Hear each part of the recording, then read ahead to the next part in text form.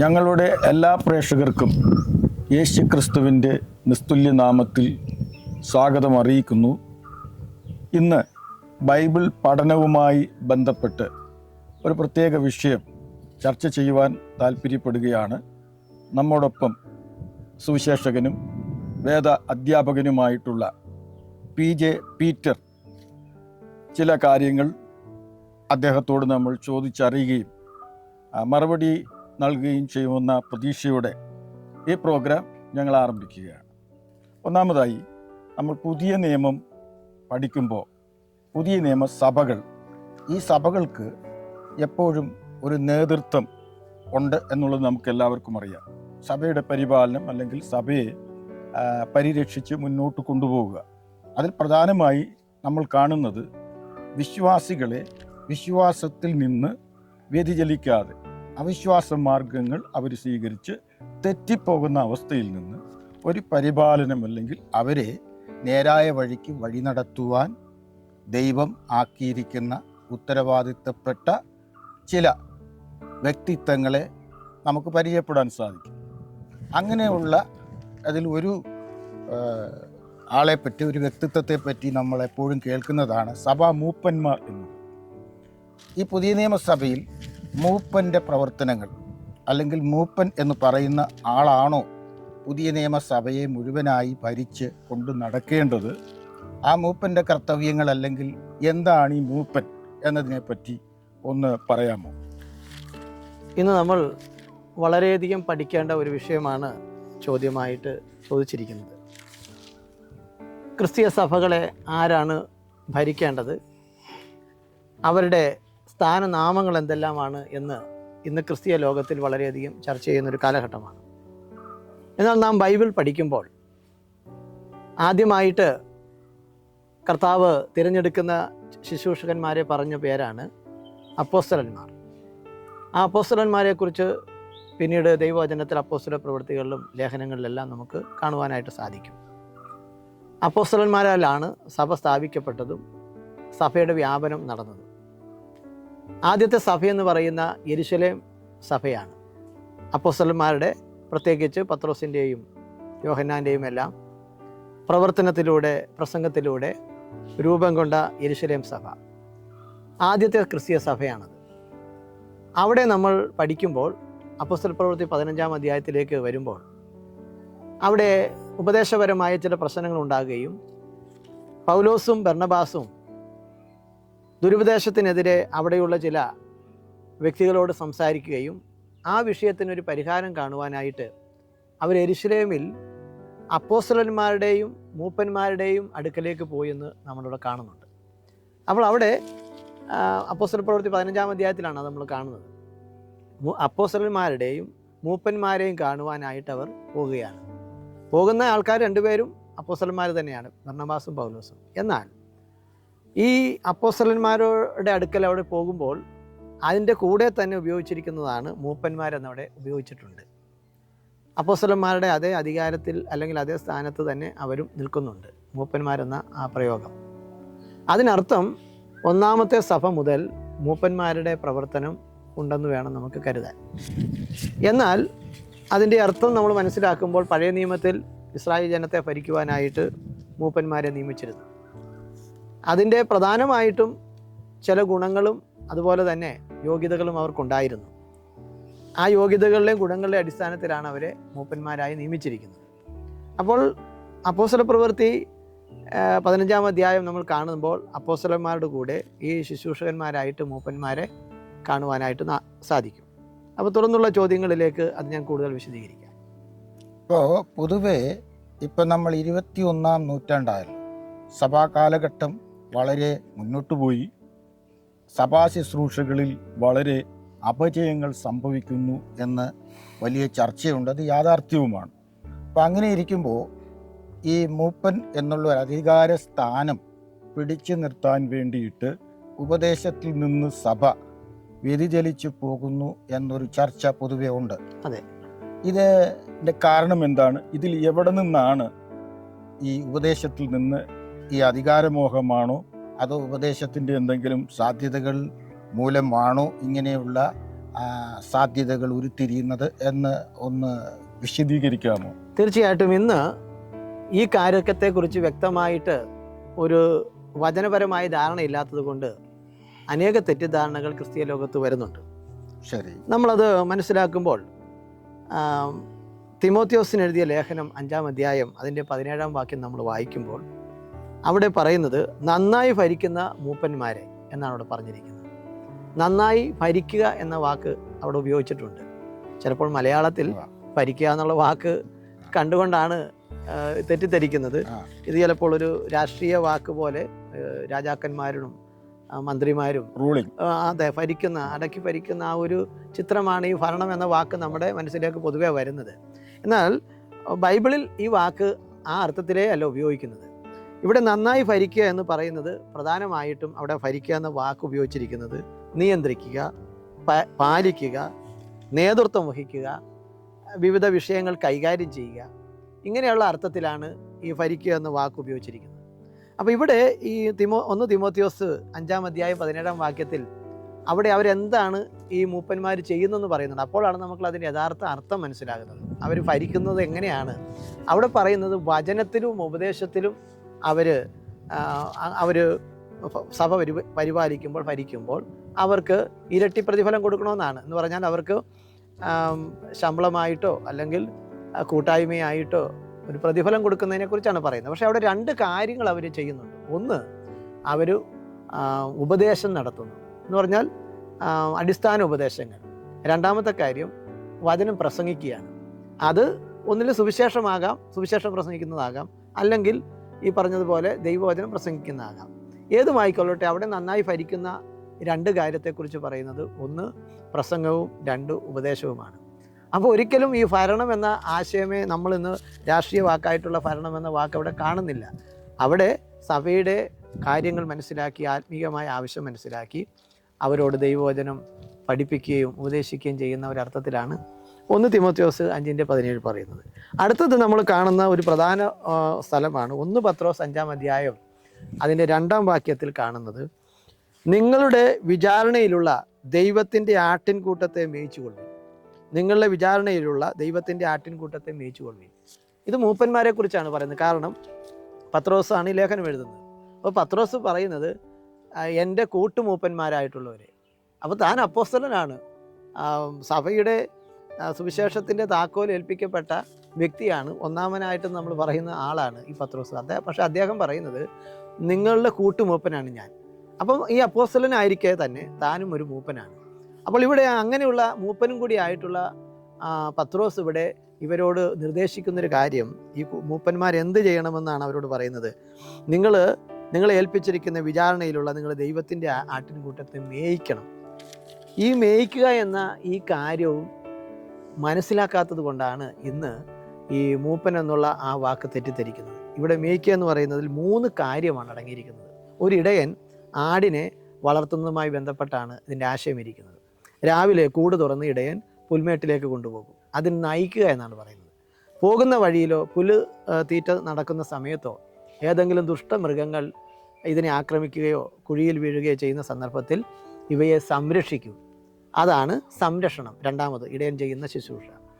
3ാമത് ചെയ്യുന്നത് വൈകുന്നേരമാകുമ്പോൾ, ഇരുട്ടാകുമ്പോൾ തിരിച്ച് ഈ ആട്ടിൻപറ്റത്തെയെല്ലാം സുരക്ഷിതമായി അതിൻ്റെ കൂട്ടിലേക്ക് കൊണ്ടുവന്ന് കൂട്ടിൽ കയറ്റി എണ്ണം നോക്കി എല്ലാം ഉണ്ടോ എന്ന് നോക്കി സുരക്ഷിതമായി വിശ്രമിക്കാനായിട്ട് വിടുന്ന ഒരു സംരക്ഷിച്ച് എല്ലാത്തിനും കൂട്ടി യോജിപ്പിച്ചുകൊണ്ട് സംരക്ഷിച്ച് ഉറങ്ങാനായിട്ട് വിടുന്ന ഒരു അവസ്ഥ.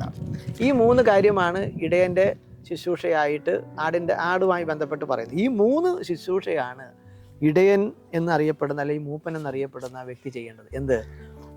ആടുകളെ അല്ലെങ്കിൽ വിശ്വാസികളെ നയിക്കണം, ആത്മീകമായി നയിക്കണം. 2, വിശ്വാസികളെ ആത്മീകമായി സംരക്ഷിക്കണം.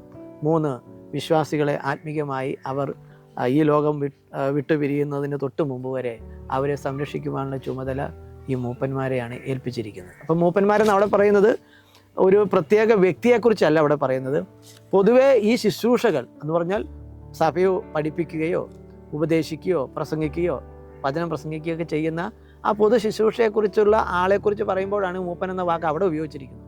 അതുകൊണ്ട് ആ ശുശ്രൂഷകൾ ഏറ്റിരിക്കുന്നവർ പത്രോസും അതുപോലെ പൗലോസും പറയുന്ന ആ ഭാഗങ്ങളിൽ നമ്മൾ നോക്കുമ്പോൾ മേയ്ക്കുക, അവരെ നയിച്ച് സംരക്ഷിച്ച് കാത്തുപരിപാലിച്ച് ഈ പ്രതിസന്ധി നിറഞ്ഞ ലോകത്തിലൂടെ അവരെ കൊണ്ടുപോകുന്ന ഒരു ശുശ്രൂഷയാണ് ഇടയൻ ചെയ്യേണ്ടത്. അപ്പോൾ ഇതൊന്നും മനസ്സിലാക്കാത്തത് കൊണ്ട് ഇന്ന് മൂപ്പന്മാർ അധ്യക്ഷത വഹിക്കണം, അവർ നേതൃത്വം വഹിക്കണം, അവരാണ് ആത്യന്തികമായിട്ടുള്ള പരമാധികാരി എന്നൊക്കെ പറയുന്നത് അതാണ്. വാസ്തവത്തിൽ അവർക്ക് അധ്യക്ഷ സ്ഥാനവും ചില കാര്യങ്ങളുണ്ട് തീർച്ചയാണ്, പക്ഷേ ചെയ്യേണ്ട ശുശ്രൂഷ ഇതാണ്. അപ്പം നമ്മൾ എഫേസ്യ ലേഖനം 4-ാം അധ്യായം 11-ാം വാക്യത്തിൽ സുവിശേഷകന്മാർ, ഇടയന്മാർ, ഉപദേഷ്ടാക്കന്മാർ എന്നിങ്ങനെ ശുശ്രൂഷയുടെ നേതൃത്വം വഹിക്കുന്ന ചില വ്യക്തിത്വങ്ങളെ നമ്മൾ കാണുന്നുണ്ട്. അതിൽ നമ്മൾ പ്രധാനമായിട്ടും പ്രത്യക്ഷമായി മുന്നോട്ട് വരുന്നത് സുവിശേഷകന്മാരാണ്. അതെ, ഈ സുവിശേഷകന്മാരും മൂപ്പന്മാരുമായി വലിയ അന്തരമുണ്ട് എന്നുള്ളൊരു ധാരണ പൊതുവെ ഉണ്ട്. തീർച്ചയായിട്ടും ഈ ശുശ്രൂഷകൾക്ക് ഒരു ഐക്യത്തോടുള്ള ശുശ്രൂഷ സഭയുടെ ഉന്നമനത്തിന് വേണ്ടിയാണോ, അതോ ഇനി സുവിശേഷകന്മാർ ഒരു ഗ്രേഡ് കുറഞ്ഞ് മൂപ്പന്മാർക്ക് കീഴ്പ്പെട്ടിരിക്കണം എന്നൊക്കെ പറയുന്ന ആളുകളുണ്ട്. അതെ, അതിനെപ്പറ്റി എന്താണ് വചനത്തിലൂടെ നമുക്ക് മനസ്സിലാക്കാൻ പറ്റും? ഇവിടെ എഫേസ്യ ലേഖനത്തിൽ അവിടെ പറയുമ്പോൾ കർത്താവ് മരിച്ചടക്കപ്പെട്ട് ഉയർത്തെഴുന്നേറ്റ് സ്വർഗത്തിലേക്ക് പോയി കൃപാവരങ്ങളെ കൊടുത്തു. ആ കൃപാവരങ്ങളെ കൊടുത്തിട്ട് ഏതൊക്കെ കൃപാവരങ്ങളെ കൊടുത്തു എന്ന് പറയുന്ന ഭാഗമാണിപ്പോൾ വിശദീകരിച്ചത്. അവിടെ ചിലർക്ക് അപ്പോസ്തലന്മാരെന്ന കൃപാവരം കൊടുത്തു, ചിലർക്ക് പ്രവാചകന്മാർ എന്ന കൃപാവരം കൊടുത്തു, പ്രവചനം നടത്തുവാൻ. മൂന്നാമത് സുവിശേഷം പറയുവാൻ. നാലാമത് ഉപദേശിക്കുവാൻ. അഞ്ചാമത് ഇടയപരിപാലനം നടത്തുവാൻ. അപ്പോൾ ഇന്ന് ഈ വിഷയം മനസ്സിലാക്കാതെ ഇന്ന് മൂപ്പനും സുവിശേഷകനും ഒക്കെ തമ്മിലുള്ള തർക്കമോ അല്ലെങ്കിൽ അവ്യക്തതയൊക്കെ നിലനിൽക്കുന്നുണ്ട്. വാസ്തവത്തിൽ ഇവിടെ പറയുന്ന 2 ഓഫീസുകൾ അല്ലെങ്കിൽ 2 ശുശ്രൂഷകൾ ഇല്ല ഇപ്പോൾ. ഒന്ന് അപ്പോസ്തലനും 2 പ്രവാചകൻ. ഈ പ്രവാചകൻ എന്ന് പറയുന്നത് വചനം, ദൈവത്തിൻ്റെ വചനം പറയുക എന്നാണ് അതിൻ്റെ യഥാർത്ഥ അർത്ഥം. ഇന്ന് അല്ലാതെ ചില സഭകൾ പ്രവചനം ഉണ്ടെന്ന് പറയുന്നതുമായി ബന്ധമൊന്നുമില്ല. അത് അള്ളപ്പാടുകളാണ്. എന്നാൽ അതിന് ഭാവിയുള്ള കാര്യങ്ങളെക്കുറിച്ചുണ്ട്. അത് ദൈവത്തിൻ്റെ ന്യായവിധിയോ ദൈവത്തിൻ്റെ വീണ്ടെടുപ്പോ എന്നൊക്കെ പറഞ്ഞ വിഷയങ്ങളിൽ വരുന്നുണ്ട് ഭാവിയെക്കുറിച്ച് പറയുമ്പോൾ. എന്നാൽ അത് ഇന്ന് അതില്ല. കാരണം വചനം പൂർത്തീകരിച്ചത് കൊണ്ട് ഇനി നമുക്ക് പ്രത്യേകിച്ച് ദൈവവചനം കിട്ടാനായിട്ട് ആവശ്യം ഇല്ല. അല്ലെങ്കിൽ ഉണ്ടെങ്കിൽ ആരെങ്കിലും പറയണം ഇന്ന വചനം കൂടി നമുക്ക് ആവശ്യമാണെന്ന്. അതാരും പറയുന്നതുമില്ല. പിന്നെ ഉള്ളത് അടുത്തതാണ് ഈ പറഞ്ഞ സുവിശേഷകൻ. സുവിശേഷകനാണ് ഒരു സുവിശേഷകൻ എന്ന് പറയുന്നത് സുവിശേഷം പറയുന്ന ആൾ, ആ കൃപാവരമുള്ള ആൾ. അപ്പോൾ ആ കൃപാവരമുള്ള ആൾ പ്രസംഗിക്കുന്നു, വചനങ്ങൾ വീട്ടിൽ പോയി പറയുന്നു, സുവിശേഷം പറയുന്നു, രക്ഷിക്കപ്പെട്ടു വരുന്നു, അവരുമായിട്ട് ചേർന്ന് സഭയുണ്ടാക്കുന്നു. അപ്പോൾ ഈ സുവിശേഷകൻ തന്നെ ഉപദേശകൻ ആകാം, ഉപദേഷ്ടാവാകാം, അദ്ദേഹം തന്നെ എൽഡർ പരിപാലകനുമാകാം, അല്ലെങ്കിൽ മൂപ്പനാകാം. കാരണം ഇവിടെ ഉപയോഗിച്ചിരിക്കുന്ന താഴത്തെ 2 കൃപാവരം ഇടയന്മാരും ഉപദേഷ്ടാക്കന്മാരും. ആ ഇടയന്മാരും ഉപദേഷ്ടാക്കന്മാരും എന്ന ആ 2 കൃപാവരം അല്ലെങ്കിൽ ആ 2 ശുശ്രൂഷ തന്നെയാണ് മൂപ്പന്മാർ ചെയ്യുന്നതായിട്ടാണ് ഈ ലേഖനങ്ങളിൽ പറയുന്നത്. അവരുടെ പ്രധാന ശുശ്രൂഷ, മൂപ്പൻ്റെ പ്രധാന ശുശ്രൂഷ പറയുന്നത് ഇടയപരിപാലനവും ഉപദേശിക്കുക, സഭയെ ഉപദേശം പഠിപ്പിക്കുകയാണ്. അപ്പോൾ ഇവിടെ ഈ സുവിശേഷകൻ തന്നെ ആകാം, അല്ലെങ്കിൽ സുവിശേഷം പറയുന്ന വ്യക്തി ഉപദേശം പഠിപ്പിക്കുന്നു, ആ സഭ പരിപാലിക്കുമ്പോൾ അദ്ദേഹം മൂപ്പനാകുകയാണ്. അല്ലാതെ പ്രത്യേകിച്ച് ഇന്ന ആൾ മൂപ്പൻ, ഇന്ന ആൾ സുവിശേഷകൻ, അങ്ങനെ ദൈവവചനം പറയുന്നു. ഇതല്ല ഒരു പരസ്പര സഹകരണത്തിന്റെയും തീർച്ചയായിട്ടും ശുശ്രൂഷകളുടെ ഐക്യത്തിന്റെയും അടിസ്ഥാനം. തീർച്ചയായിട്ടും ഇത് ഇനിയിപ്പോൾ അഥവാ ഒരാൾ സുവിശേഷം മാത്രം പറയുന്നു ഇരിക്കട്ടെ, അദ്ദേഹം പുറത്തു പോയി സുവിശേഷം പറയുന്നു, ആത്മാക്കളെ നേടിക്കൊണ്ട് വരുന്നു. അപ്പോൾ ഇവിടെ കൊണ്ടുവരുമ്പം മൂപ്പന്മാർ, അല്ലെങ്കിൽ മൂപ്പന്മാരെന്ന് പറയുമ്പോൾ ഇവിടെ ഉപദേശം പഠിപ്പിക്കുകയും സഭയെ പരിപാലിക്കുകയും ചെയ്യുന്ന വ്യക്തികൾ, അവർ ഈ കൊണ്ടുവരുന്നവരെ ഉപദേശം പഠിപ്പിച്ച് ഒക്കെ നിലനിർത്തുന്നു. പക്ഷേ ഇവർ തമ്മിൽ അവിടെ ഒരു തർക്കത്തിൻ്റെ ഇയാൾ പുറത്താണെന്ന്, സുവിശേഷം പുറത്താണെന്ന് പറയാണ്ട് ഒരു കാര്യവും ബൈബിള് വിശദീകരിക്കുന്നില്ല, അങ്ങനെ പറയുന്നില്ല. അപ്പോൾ അവിടെയെല്ലാം പരസ്പര ധാരണയോടുകൂടിയും കർത്താവിലുള്ള ഐക്യത്തോടു കൂടിയും ഓരോരുത്തരും തങ്ങളുടെ കൃപാവരങ്ങളെ മനസ്സിലാക്കി വളരെ ഭക്തിയോടും സ്നേഹത്തോടും കരുതലോടും ചെയ്യേണ്ട ശുശ്രൂഷകളാണ് ആയിട്ടാണ് പറയുന്നത്. അങ്ങനെയാണ് അപ്പോസ്തലന്മാരും ശേഷം ഈ പറയപ്പെടുന്ന ഇപ്പോൾ തിമോത്തിയോസും തീത്തോസും ഒക്കെ എന്നോടൊക്കെ മൂപ്പന്മാരെ ആക്കി വെക്കാൻ പറയുന്നുണ്ടല്ലോ, അവരെല്ലാം ചെയ്തത് ഇങ്ങനെ പരസ്പര ധാരണയിലാണ്. ഒരിക്കലും ഒരു തർക്കം ഇന്ന് നമ്മൾ കാണുന്ന പോലെ ഇല്ല. ഒരഭിപ്രായം ചിലരിങ്ങനെ പറയുന്നത് കേൾക്കാറുണ്ട്. അതായത് ഒരു സഭ സ്ഥാപിച്ചു, പിന്നീട് അവിടെ മൂപ്പന്മാരെയൊക്കെ ആക്കി വെക്കുന്നു, ചിലത് ആക്കി വെക്കാതെ തന്നെ ഒരു എലക്റ്റഡ് ആയിട്ട് വരുന്ന അതെ. മൂപ്പന്മാർ ഇപ്പോൾ നമുക്ക് കാണാൻ സാധിക്കും. ഒരു ഭൂരിപക്ഷം സഭയിലെ ആളുകളുടെ അഭിപ്രായത്തിൽ ഒരാളെ തിരഞ്ഞെടുക്കുന്നു. അങ്ങനെ തിരഞ്ഞെടുത്ത് കഴിഞ്ഞാൽ സഭ ഏതാണ്ട് പക്വതയിൽ എത്തിക്കഴിയുന്നു എന്നൊരു ധാരണയിലെത്തുകയും ഈ സുവിശേഷൻ അവിടെ നിന്ന് മറ്റു സ്ഥലത്തേക്ക് പോകണം എന്ന ഒരാശയവും പറയുന്ന ആളുകളുണ്ട്. ഉണ്ട്. വാസ്തവത്തിൽ ഇതാണ് നമ്മളിത് മനസ്സിലാക്കേണ്ടത്. ഈ സുവിശേഷകൻ തന്നെയാണ് വചനം പഠിപ്പിക്കുന്നതും അതുപോലെ പരിപാലിക്കുന്നതും. കാരണം അദ്ദേഹം ഒരു സ്ഥലം തിരഞ്ഞെടുത്ത് പ്രവർത്തിക്കുമ്പോൾ ബാക്കി ആരെയും നമ്മളിപ്പോൾ കാണുന്ന പശ്ചാത്തലത്തിൽ കാണുന്നില്ല. അപ്പം അദ്ദേഹം പഠിപ്പിച്ച് കൊണ്ടുവരുമ്പോൾ ഇദ്ദേഹം തന്നെയാണ് അവിടുത്തെ മൂപ്പനും അവിടുത്തെ എല്ലാ ശുശ്രൂഷകളും ചെയ്യുന്നത്. അപ്പോൾ അദ്ദേഹം അവിടെ സഭ സ്ഥാപിക്കുന്നു, ആ സഭയിലുള്ള വിശ്വാസികൾ വളരുന്നു. അങ്ങനെ അവിടെ കഴിവുള്ളവർ ആ കൂട്ടത്തിൽ നിന്ന് വരുന്നു. അവരെ പിന്നീട് മൂപ്പനാക്കാം, സുവിശേഷകരാക്കാം, ഡീക്കനാക്കാം, ഇതെല്ലാം ചെയ്യാം. പക്ഷേ അവർ അങ്ങനെ വളർത്തിക്കൊണ്ടുവരുന്ന ആ സുവിശേഷകനോ അല്ലെങ്കിൽ ഈ പറയുന്ന കൃപാവരമുള്ള വ്യക്തി വളർത്തിക്കൊണ്ടുവരുന്ന ഈ വിശ്വാസികളുള്ള ആ സഭയിൽ നിന്ന് കുറച്ച് കഴിയുമ്പോൾ ഇദ്ദേഹം പോകണമെന്ന് പറയാൻ വചനം അനുവദിക്കുന്നില്ല. അതിനൊരു തെറ്റിദ്ധാരണ വന്നിരിക്കുന്നത് ഈ അപ്പോസ്തലന്മാരുടെ ശുശ്രൂഷയെ നമ്മൾ ഇതുമായി ബന്ധിപ്പിക്കുന്നുണ്ട്. കാരണം അപ്പോസ്തലന്മാർ ഒരു സ്ഥലത്ത് ഇപ്പോൾ അന്ത്യോക്യയിൽ പോകുന്നു, അതിനുശേഷം ലുസ്ത്രയിലേക്ക് പോകുന്നു, പിന്നെ ഫൊയ്നീഷ്യയിലേക്ക് പോകുന്നു, എഫെസോസിലേക്ക് പോകുന്നു, ഫിലിപ്പിയയിലേക്ക് പോകുന്നു. അതൊരു പ്രത്യേക കൃപാവരമായിരുന്നു. കാരണം സഭയുടെ ആരംഭം, സ്ഥാപനത്തിൻ്റെ ആരംഭമായിരുന്നു. അപ്പോൾ അവർക്ക് അങ്ങനെയുള്ള ശുശ്രൂഷയുണ്ടായിരുന്നു. അവരങ്ങനെ ചെയ്യണമെന്നായിരുന്നു, അതിനുവേണ്ടിയാണ് വിളിക്കപ്പെട്ടത്. എന്നാൽ ഇന്ന് നമുക്ക് വേണമെങ്കിൽ പോകാം. ഈ സുവിശേഷകൻ എന്ന് പറയുന്ന ഈ സഭ സ്ഥാപിച്ച ആൾക്ക് വേണമെങ്കിൽ കുറേ കഴിയുമ്പോൾ 25 വർഷമോ 30 വർഷമൊക്കെ കഴിയുമ്പോൾ ഏകദേശം അവിടെയെല്ലാം പക്വതയിലുള്ള വിശ്വാസികളൊക്കെ മൂപ്പന്മാരായിട്ടോ ശുശ്രൂഷകന്മാരായിട്ട് വരുന്നുണ്ട്. അപ്പോൾ അദ്ദേഹത്തിന് വേണമെങ്കിൽ മറ്റൊരു സ്ഥലം തിരഞ്ഞെടുത്ത് പ്രവർത്തിക്കാം, അദ്ദേഹത്തിൻ്റെ സ്വയം ഇഷ്ടത്താൽ പോകാം. അല്ലാതെ അദ്ദേഹത്തെ ഇവിടെ നിന്നുകൊണ്ട് ഇദ്ദേഹം വളർത്തിക്കൊണ്ടുവന്ന ശുശ്രൂഷകന്മാർ പറയുക താങ്കൾ നാളെ ഇവിടെ നിന്ന് പോകണമെന്ന് പറയുവാൻ കർത്താവ് അനുവദിക്കുന്നില്ല, വചനം അനുവദിക്കുന്നില്ല, നമ്മളത് കാണുന്നില്ല. പിന്നെ ഇവർ വേണേൽ പ്രാർത്ഥിച്ച് വേറെ സ്ഥലത്തേക്ക് അദ്ദേഹത്തെ വിടാം, അത് അദ്ദേഹത്തിൻ്റെ സമ്മതം കൊണ്ട്. ഓക്കെ. ഇപ്പോൾ വേറൊരു അഭിപ്രായം വരുന്നത് എന്താണെന്ന് ചോദിച്ചാൽ, ഇപ്പം ഇന്നത്തെ കാലത്തിലുള്ള സുവിശേഷകന്മാർ പൂർണ്ണസമയം വേലയ്ക്കായിട്ട് അവർ ഈ കാര്യങ്ങൾ ചെയ്യുന്നവരാണ്. പുറത്തു പോയി സുവിശേഷം പറയുന്നു, സഭയിലെ ശുശ്രൂഷകൾ ചെയ്യുന്നു. അപ്പോൾ അവരുടെ നിരന്തരമായ ആവശ്യങ്ങൾ, കുടുംബത്തിൻ്റെ ആവശ്യങ്ങൾ, ഇതെല്ലാം വിശ്വാസികളിലൂടെയും മറ്റ് സഹോദരന്മാർ അല്ലെങ്കിൽ മറ്റ് വിശ്വാസികൾ, കൂട്ടവിശ്വാസികളുടെ കൂടെയൊക്കെ നിർവഹിക്കപ്പെടുകയാണ്. സ്ഥല സഭകളിലൂടെയും അത് നിർവഹിക്കപ്പെടുന്നു. അങ്ങനെയുള്ളപ്പോൾ പല മൂപ്പൻ സ്ഥാനത്തിരിക്കുന്നവരും അവർക്ക് ഇങ്ങനെയുള്ള സാമ്പത്തിക ആവശ്യങ്ങൾ ആവശ്യമില്ല. കാരണം അവർക്ക് അത്യാവശ്യം സാമ്പത്തികമുള്ളവരും ഒരു എക്സ്ട്രാ ഡ്യൂട്ടി പോലെ ചെയ്തു പോകുന്നു എന്ന ധാരണയിലാണ് പോകുന്നത്. അങ്ങനെയുള്ളപ്പോൾ മറ്റൊരു ചിന്താഗതി വന്നിട്ടുള്ളത്, ഇവര് ഒരു പെയ്ഡ് സുവിശേഷകന്മാർ, ശമ്പളം പറ്റി ജോലി ചെയ്യുന്നവരാണ്.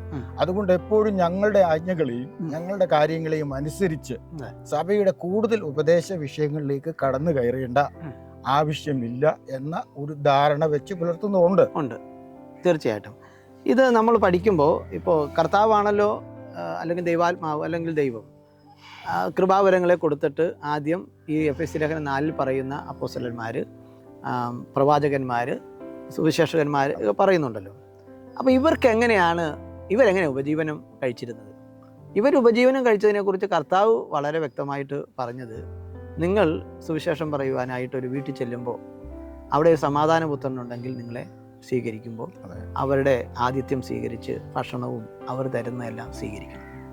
അപ്പോൾ അത് പിന്നീട് വന്നപ്പോൾ സഭയുടെ രൂപീകരണത്തിലേക്ക് വരുമ്പോൾ ഇവർ കൊണ്ടുവന്ന വിശ്വാസികളാണ്. അപ്പോൾ ഈ വിശ്വാസികൾ ആ ദേശത്ത് പല ജോലികളും ബിസിനസ്സോ കൃഷിയോ ഒക്കെ ചെയ്യുന്നവരാണ്. ദൈവം അതിനുള്ള വരുമാനം അവർക്ക് കൊടുക്കുന്നുണ്ട്. കാരണം പഴയ നിയമത്തിൽ പുരോഹിതന്മാരെ പിന്താങ്ങുവാനായിട്ട് അന്ന് ഇസ്രായേൽ ജനത്തിൻ്റെ കാർഷിക മേഖലയും മൃഗസമ്പത്തിനെയും വർദ്ധിപ്പിച്ചതുപോലെ ഇന്ന് അനേകർക്ക് അങ്ങനെയുള്ള ജോലികൾ കൊടുക്കുന്നു. അതവർ സമ്മതിക്കുന്നു എന്നുള്ളത് ഒരു പ്രശ്നമാണ്. ഞങ്ങൾ വിദേശത്ത് പോയത് ഞങ്ങളുടെ കാര്യം കൊണ്ടാണെന്നൊക്കെ പറയുമ്പോൾ ദൈവോധനം നമ്മൾ പഠിക്കുമ്പോൾ ദൈവം ഈ സഭയെ നിലനിർത്തുവാനായിട്ട് അനേകർക്ക് നല്ല ജോലിയെല്ലാം കൊടുക്കും. അപ്പം അങ്ങനെ കൊടുക്കുമ്പോൾ ആ വരുമാനത്തിൽ നിന്ന് ഈ സുവിശേഷകനെ പോറ്റി പുലർത്തണം, അല്ലെങ്കിൽ ഈ മൂപ്പനെ പോറ്റി പുലർത്തണം. അതിന് വാക്യം തന്നെ നന്നായി ഭരിക്കുന്ന 1 തീമോഥെയോസ് 5-ാം അധ്യായം 17-ാം വാക്യത്തിൽ നന്നായി ഭരിക്കുന്ന മൂപ്പന്മാരെ പ്രത്യേകം വചനത്തിലും ഉപദേശത്തിലും അധ്വാനിക്കുന്നവരെ തന്നെ ഇരട്ടി മാനത്തിന് യോഗ്യരായാണ്. ഇരട്ടി മാനത്തിന് യോഗ്യരെന്ന് പറഞ്ഞാൽ അവിടെ സാമ്പത്തികം കൊടുക്കുന്നതിനെക്കുറിച്ച് അത് നല്ലൊരു തുകയെക്കുറിച്ച് തന്നെ അവിടെ പറയും. ഞാൻ പഠിച്ചപ്പോൾ ഞാൻ തന്നെ അതിശയിച്ചു പോയി. നമുക്കിത് പുറത്ത് പറയാൻ പറ്റുമോ എന്ന് തോന്നിപ്പോയി. കാരണം ഇവർക്ക് ഇനി ഇതൊക്കെ ആവശ്യം ഉള്ളത് കൊണ്ട് പറയുവാണെന്നൊക്കെ ധരിച്ചു പോയിക്കോന്ന് വിചാരിച്ച് ഞാൻ തന്നെ ഭയന്നു. അപ്പോൾ ഒരു സുവിശേഷകനെ അല്ലെങ്കിൽ ഈ ശുശ്രൂഷകനെ, ആ പറയപ്പെടുന്ന ഇയാൾ മൂപ്പൻ ആളെ ഈ സഭ അദ്ദേഹത്തിന് കൈത്താങ്ങൽ ചെയ്യണം. അത് ദൈവത്തിൻ്റെ വ്യവസ്ഥയാണ്. അതിനാരെങ്കിലും പറയുകയാണ് ഇദ്ദേഹം കൂലിക്കാരനാണ്, അല്ലെങ്കിൽ ഇദ്ദേഹം ഇതുപോലെയുള്ള പെയ്ഡ് സുവിശേഷകൻ അല്ലെങ്കിൽ പെയ്ഡ് ജോലി സാലറിക്കാരനാണെന്ന് പറയുന്നത് വചനപരമായ ഗുരുതരമായ ദൈവത്തോട് ചെയ്യുന്ന വലിയ പാപമാണ്. അത് ചെയ്യാൻ അത് ഒരിക്കലും അങ്ങനെ ഒരു വിശ്വാസം ചിന്തിക്കാൻ പാടില്ല. അപ്പൊ അവരെ സംരക്ഷിക്കേണ്ടത്. അതെ, അവർ കർത്താവിന്റെ ശുശ്രൂഷ ഏറ്റെടുത്ത് വിശ്വസ്തയോടെ ചെയ്യണം. ആ ഉത്തരവാദിത്വം അവർ തീർച്ചയായിട്ടും. എന്നാൽ ഈ മാനുഷികമായ നിലയിലുള്ള ഓർഡറിന്റെ അടിസ്ഥാനത്തിൽ അല്ലെങ്കിൽ ചിലർ നിർദ്ദേശിക്കുന്ന കാര്യങ്ങൾ വചനവിരുദ്ധമായാലും നിങ്ങൾ അങ്ങനെ ചെയ്യണം എന്ന് നിർബന്ധിക്കുന്നത് ഒരിക്കലും ശരിയല്ല. അത് ഇവർക്ക് ലഭിക്കുന്നതായ കൂട്ടായ്മ എന്ന് പറയുന്നത് ഒരു നിശ്ചിത സോഴ്സ് ഒന്നും ഒരിക്കലും ആയിരിക്കില്ല. ഇത് പല രീതിയിലാണ്. അതൊരു അത്ഭുതകരമായ കാര്യത്തായിട്ട് തന്നെയാണ് പഴയ നിയമത്തിലും പുതിയ നിയമത്തിലും ഈ ശുശ്രൂഷകന്മാരെ കർത്താവ് പോറ്റി പുലർത്തിയത്. ഇപ്പോൾ പഴയ നിയമത്തിൽ പ്രധാനമായും പ്രവാചകന്മാരാണ് ഇന്നത്തെ നമ്മളെ ഈ ശുശ്രൂഷ നിർവഹിക്കുന്ന ഒരു തുല്യരായിട്ടുള്ളത്. പുരോഹിതന്മാരെ ദേവാലയത്തോട് ചുറ്റിപ്പറ്റിയാണ്. അപ്പോൾ നമുക്കറിയാം, ഇവരൊക്കെ നടന്ന് ഓരോ സ്ഥലത്ത് പോകുമ്പോൾ അവിടെ ചിലർ കാണുന്നു, അവരോട് ബഹുമാനം തോന്നുന്നു, ഇതൊരു ദൈവദാസനാണെന്ന് മനസ്സിലാക്കുന്നു, അവരെ സഹായിക്കുന്നു. ഇതൊക്കെയാണ് ചെയ്യുന്നത്. ഇത് തന്നെയാണ് പുതിയ നിയമത്തിൽ. അപ്പോൾ അങ്ങനെ ഒരു ആളെ സംരക്ഷിക്കേണ്ട ചുമതല സഭയ്ക്കുണ്ട്, വിശ്വാസികൾക്കുണ്ട്, അവരോട് പ്രാർത്ഥിക്കേണ്ടതുണ്ട്. പക്ഷേ അവരെപ്പോഴും കർത്താവിൻ്റെ ദാസന്മാരാണ്, കർത്താവിൻ്റെ വേലക്കാരാണ്. അപ്പോൾ അത് കർത്താവ് അത്ഭുതകരമായ സംവിധാനം ഒരുക്കുന്ന ഒരു ഭാഗമാണ് ഈ സഭയിൽ നിന്നുള്ള കൂട്ടായ്മ. സുവിശേഷന്മാരും ഇങ്ങനെ ഒരു ആദായ മാർഗമായിട്ട് ഇതിനെ മറ്റുള്ളവരോട് കമ്പല് ചെയ്യാനും നിർബന്ധിക്കാനും ഒന്നും വ്യവസ്ഥ ഒരിക്കലും പാടില്ല. അവിടെയാണ് നമ്മൾ കർത്താവ് അയച്ചപ്പോൾ അവരോട് ആദ്യം അയച്ചപ്പം നിങ്ങൾ വടിയോ പൊക്കണമോ പേഴ്സോ ഒന്നും എടുക്കരുതെന്ന് അവരോട് പറഞ്ഞത്. അവിടെ ചെല്ലുമ്പോൾ അവിടെ നിങ്ങൾക്ക് ഞാൻ കരുതും. പക്ഷേ നമ്മൾ മത്തായി സുവിശേഷം 28 വായിക്കുമ്പോൾ ഗ്രേറ്റ് കമ്മീഷനിൽ പറയുമ്പോൾ അവിടെ കർത്താവ് അവരോട് അയക്കുന്നതാണ്. എങ്ങനെ ഒന്നും എടുക്കണമെന്ന് പറയുന്നില്ല. പക്ഷെ അവരെങ്ങനെ പോറ്റി പുലർത്തിയെന്ന് അപ്പോസ്തല പ്രവൃത്തിയിൽ നമുക്ക് കാണാനായിട്ട് സാധിക്കും. അപ്പോൾ ഈ സുവിശേഷകന്മാരും പലപ്പോഴും ഈ സഭയിൽ സുവിശേഷ വേലയൊക്കെ ചെയ്യുമ്പോൾ ഇത് ഞങ്ങളുടെ റൈറ്റാണ് എന്നുള്ള നിലയിൽ വിശ്വാസികളോടൊക്കെ ഇങ്ങനെ അത് കൊടുത്തേ മതിയാവൂ എന്ന് നിർബന്ധിക്കുന്ന ആളുകളും ഉണ്ട്. അല്ല, അങ്ങനെ നിർബന്ധിക്കാനായിട്ടല്ല നമ്മൾ. അപ്പോൾ നമുക്ക് ഉപദേശം കൊടുക്കണമെന്നുള്ള ഉപദേശം പഴയ നിയമത്തിലും പുതിയ നിയമത്തിലും ഉണ്ട്. അത് നമ്മൾ ആരും വിസ്മരിക്കുന്നില്ല. പക്ഷേ നിർബന്ധമല്ല. അവിടെ ഉപദേശം പഠിപ്പിക്കണം അവർ. പക്ഷേ എങ്ങനെയാണ് ഒരു പൂർണ്ണസമയ ശുശ്രൂഷകൻ, അത് സുവിശേഷകനോ മൂപ്പനോ ആയിക്കോട്ടെ, എങ്ങനെയാണ് നിലനിൽക്കുന്നത് ഈ പറയപ്പെടുന്ന അവർ തരുന്ന വരുമാനമോ അല്ലെങ്കിൽ അങ്ങനെയുള്ളത് ഇതാണ്. പക്ഷേ അതിനു വേണ്ടിയല്ല ഒരു സുവിശേഷകൻ അല്ലെങ്കിൽ ഒരു മൂപ്പൻ നിൽക്കേണ്ടത്. ഇതിനേക്കാളെല്ലാം ഉപരിയായിട്ട് ദൈവാശ്രയമാണ്. തീർച്ചയായിട്ടും ദൈവത്തിലുള്ള ആശ്രയം അത് അനുഭവിക്കുന്ന നമുക്ക് 1-ാം നൂറ്റാണ്ടുകളിൽ ഈ സമയം വരെ പഠിക്കുമ്പോൾ, അതിപ്പോൾ മിഷണറിമാരുടെ ചരിത്രം പഠിക്കുമ്പോൾ അറിയാം, അവരൊരു സാധ്യതയും ഇല്ലാത്ത സമയത്താണ് വേലക്ക് വരികയും അവർ ഇന്ത്യയിലും ആഫ്രിക്കയിലും യൂറോപ്പിലെല്ലാം വേല ചെയ്തത്.